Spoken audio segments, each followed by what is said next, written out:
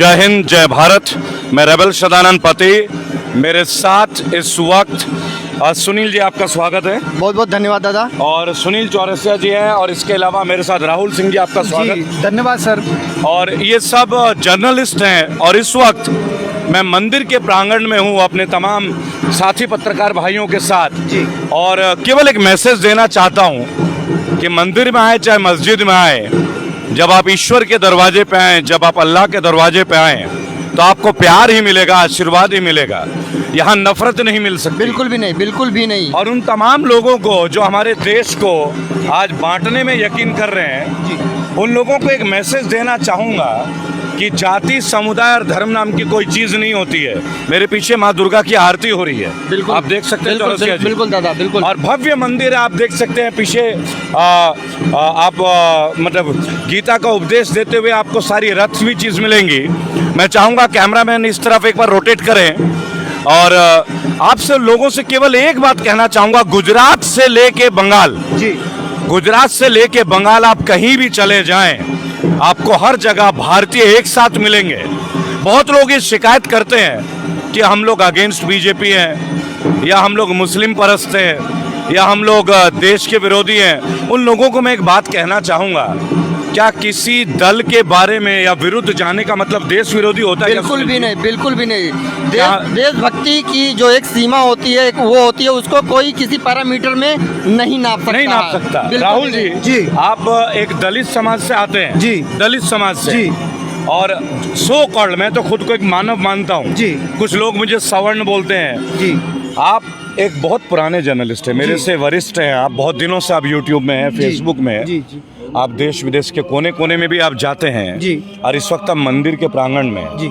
आपको क्या लगता है, मानवता का कोई जाति बिरादरी है क्या? नहीं, बिल्कुल नहीं। मानवता, इंसानियत ही, हम सब इंसान है, और हम सबको सब हमारी जो प्रायोरिटी है वो इंसान को लेकर सबसे ज़्यादा है। जी। और इंसान हमारे लिए होना पहले बहुत ज़रूरी है। जाति, मदद, ये सब चीज़ें बाद की बात हैं। और जिस तरह से दोस्तों हम लोग पूरे देश का माहौल देख रहे हैं, हम अभी गुजरात भी ट्रैवल कर रहे हैं, आप जानते ही हैं। बिल्कुल, बिल्कुल। वहाँ से हम देश के अलग अलग कोने में भी आ रहे हैं, पश्चिम बंगाल में भी आ रहे हैं, तमाम में कहीं पे चुनाव भी हो रहे हैं। विशेष तौर पे चुनाव पे जाति धर्म बहुत ज़्यादा उठ के आते हैं। उन तमाम लोगों से मैं एक बात कहना चाहूँगा कि ये तो बहुत पुरानी बात हो गई कि मजहब नहीं सिखाता आपस में बैर रखना।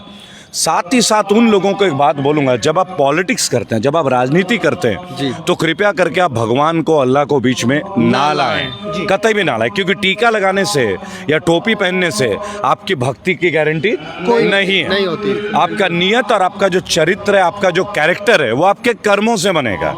हम आज मंदिर के प्रांगण में हैं और हम अक्सर आते हैं मंदिर। बिल्कुल। अभी कुछ दिन पहले महाशिवरात्रि थी, बिल्कुल। हम लोग वहाँ भी एक साथ एकजुट हुए थे। जी, बिल्कुल। और कई लोगों को जब मैं कमेंट्स में देखता हूँ, जब लोग हमें टिप्पणी करते हैं व्यक्तिगत तौर पे कि तुम्हारा नंबर लग जाएगा, एक बात बताइए, अगर कहीं कुछ गलत है तो उस गलत को तो बोलेंगे ना। बिल्कुल। कोई हमें ये ना समझे कि हम किसी पार्टी के लिए नहीं, हम किसी पार्टी के लिए नहीं है। लेकिन हाँ, मैं एक बात आपसे कहना चाहूँगा कि देश का जो अस्तित्व है, आज बहुत सारे पॉलिसीज़ को हम भुगत रहे हैं। बिल्कुल। आज से फ्रिज की कीमतें बढ़ गई, आज से टेलीविजन की कीमतें बढ़ गई, बिल्कुल। आज से दूध 3 रुपए लीटर महंगा हो गया। आपको पता ही होगा राहुल जी, आप लोग देख रहे हैं, आज 1 अप्रैल से, आज का लास्ट दिन, आप ये समझ लीजिए। इलेक्ट्रॉनिक और गाड़ियाँ, मारुति ने भी अपनी कीमतें बढ़ा दी।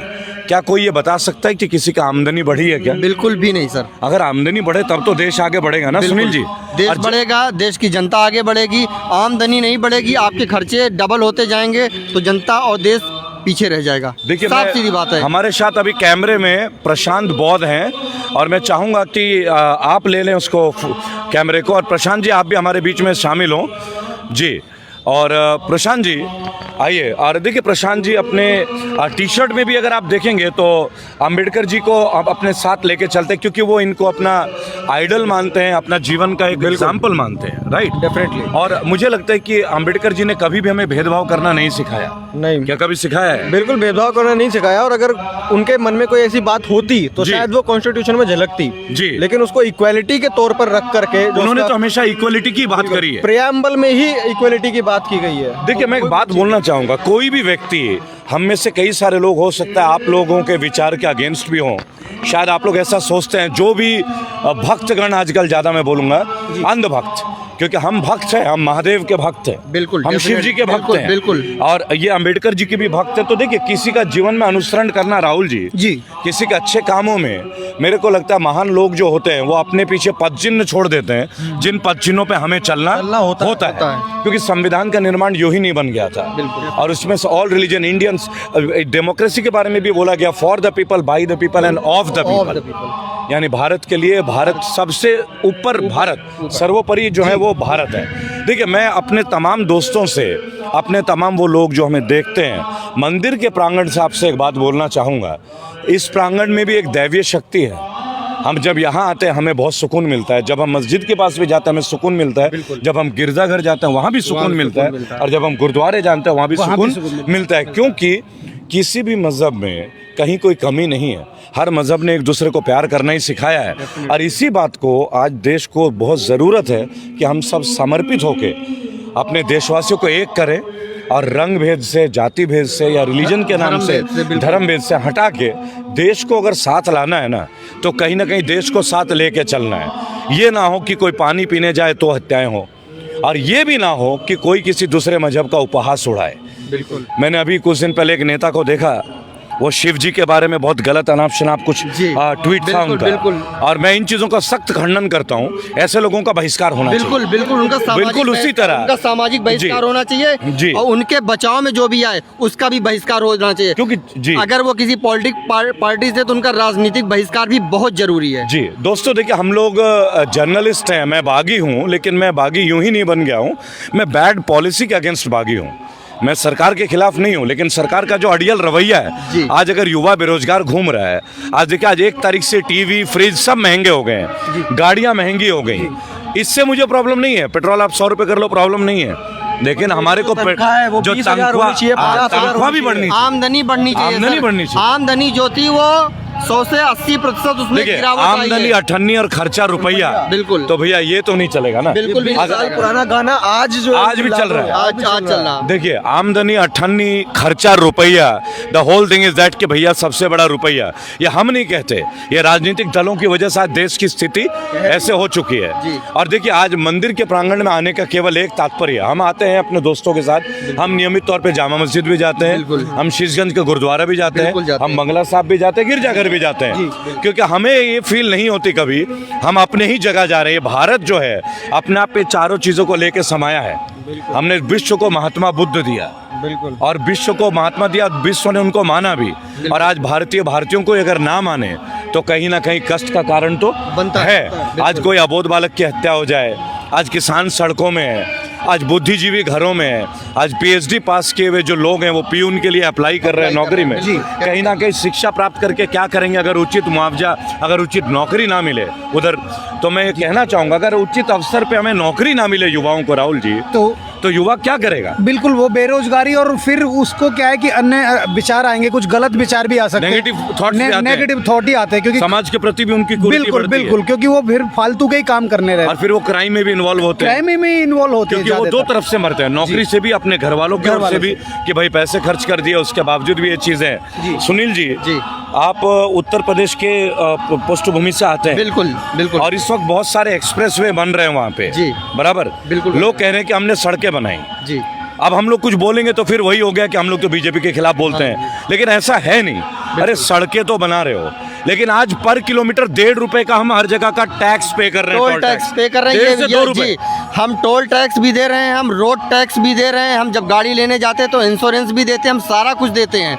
कमाई हमारी सवाल ये सुनील जी, प्रशांत भाई आइए थोड़ा करीब आइए, सवाल ये प्रशांत जी कि रोड देना तो सरकार का दायित्व है। ये बड़ी ताज्जुब की बात भी लगती है जब ये पॉलिटिकल लोग जी ये इन छोटी छोटी चीजों को आकर के कि हमने ये किया, अरे तुम टैक्स किस बात का ले रहे हो? ये चीजें बनवाने के लिए तुम टैक्स दे रहे हैं ना, उस पैसे को तुम इस्तेमाल कर रहे हो। तुम्हारे काम जो गिनवाने वाली बात है वो काम गिनवाओ जो आपने एडिशनल किए हो, कि भाई पिछली सरकार ये नहीं कर रही थी और हम ये नया कर रहे हैं। हाँ, आप इस चीज के लिए टैक्स नहीं दे रहे थे, लेकिन हमको लगा कि ये देश की जरूरत है, लेकिन हमने ये दिया। देखिए, तो तब वो समझ में आता है कि हाँ भाई वो चीज सही है। 4 जर्नलिस्ट, अभी तो 20 जर्नलिस्ट इकट्ठे होंगे, हम लोग केवल एक बात कहना चाहते हैं, चुनाव आपका है, वोट आपका है, थोड़ा सोच समझ के वोट दीजिएगा, क्योंकि झूठे वादों से सरकार और देश नहीं चलता, बिल्कुल, है ना। झूठे वादों से हट के कहीं ना कहीं हमें ग्राउंड लेवल पे आके ये देखना होगा कि इस साल कितने बच्चे हैं जिन्होंने आत्महत्या कम किया, क्या इस बार सुसाइड का घटना घटा है, हमें ये भी देखना होगा। इसका मतलब केसेस कितने कम रेप हुए हैं। केसेस कितने घटे हैं। अगर क्राइम बढ़ा है तो हम ऐसे पार्टी को क्यों वोट दे, चाहे वो कोई भी पार्टी हो। बिल्कुल। और दूसरी बात दोस्तों, चाहे कोई भी पॉलिटिकल पार्टी हो, नेता देख के वोट कीजिएगा, क्योंकि पार्टी भी गलत नहीं होती है, गलत तो नेता होता है, पर्टिकुलर आदमी होता है। एक उस चीज और है, जो जी। विधानसभा में लोकल में खड़े होते हैं ना, अभी जी। जैसे क्या हो रहा है कि यहाँ बंगाल में इलेक्शन चल रहे हैं, बंगाल में तो जी। अपने लोकल जो आपका विधायक है उसको देख करके आपको वोट देना है, ना कि ये कि भाई हाँ उस पार्टी का एक बड़ा लीडर नहीं, किसी मुख्यमंत्री के कैंडिडेट को देख के वोट मत दीजिए, किसी प्रधानमंत्री को देख के वोट मत दीजिए, अपने क्षेत्र के विधायक को देख के वोट दीजिए ताकि वो काम करे। ठीक उसी तरह जब आप ईश्वर के दरवाजे पे आते हैं, प्रार्थना करते हैं, आप ईश्वर से आके संबोधन करते हैं कि हमारा ये कष्ट है, इन कष्टों से हमें निवारण दे, हमें इन कष्टों से दूर करे, क्योंकि हमें एक भरोसा, एक आस्था है भगवान के प्रति, हमारी एक आस्था है। आज जब मंदिर में घंटियों का भी बजना हो रहा था और इस वक्त आरती हो रही थी, तो अंदर एक भावना उपज रही थी कि हाँ, हम भी मानव जाति के लिए कुछ अच्छा करने का प्रयास करें। क्योंकि आप धर्म की किसी भी जगह, धार्मिक स्थल पे जाएं, आपको आस्था की ही तस्वीर मिलेगी। बिल्कुल। तो दोस्तों, केवल एक बात आप लोगों से बोलना चाहूँगा, हम लोग एज जर्नलिस्ट बायस्ड नहीं है, हम लोग जीरो ग्राउंड पे होते हैं। आप बदकिस्मती से हम किसी के भी साथ नहीं हो पाते, अगर हम कुछ विपरीत बोल दें तो लोग हमारे खिलाफ हो जाते हैं। लेकिन मैं एक बात बोल के इस वक्तव्य को ख़त्म करूंगा कि हम सच के लिए दुनिया को छोड़ सकते हैं, पर दुनिया के लिए सच को नहीं छोड़ सकते। ये हमारा प्रण है एज जर्नलिस्ट। हम जर्नलिस्ट हैं, हम सच के लिए दुनिया को छोड़ेंगे पर दुनिया के लिए सच को नहीं छोड़ेंगे। उसका एक कारण है, एकमात्र ये एक पेशा ऐसा बच गया है जिस पेशे में लोग आज भी नज़रें उठा के देख रही है। तो मैं धन्यवाद दूंगा आप सभी का, जो तमाम लोग, प्रशांत बौद्ध जी का, सुनील चौरसिया जी का, राहुल सिंह जी का और मौर्य जी का, जो कि कैमरे में हैं, ये सब देश के कोने कोने से अलग अलग जातियों से हैं। और हम जब साथ बैठते हैं तो हमारे अंदर ये भावना इसलिए नहीं होती क्योंकि हम देश की पीड़ा को समझते हैं, लोगों के कष्टों को देखते हैं और उन्हीं कष्टों को उठाते हैं। चाहे गुजरात का आज का सफ़र बोलें, चाहे गुजरात से बंगाल तक का सफ़र बोलें, मंदिर से लेकर मस्जिद, गिरजाघर और गुरुद्वारे की बात करें, कष्ट तो हर व्यक्ति को होता है जब बैड गवर्नेंस होती है। और उस कष्टों को दूर करने के लिए अब जर्नलिज्म का एक पार्ट बच गया है। अन्यथा सारे पॉलिटिकल लोगों से उम्मीद मत कीजिए। ये राजनीतिक दल तो चाहते ही नहीं कि युवा कभी पार्लियामेंट में आए, संसद में कभी ये नहीं चाहते। तो गौर कीजिएगा, अपना वोट उन्हें दीजिएगा जो समाज के प्रति दायित्व है। इन्हीं बातों के साथ मैं आपसे अलविदा लूंगा। जय हिंद, जय भारत।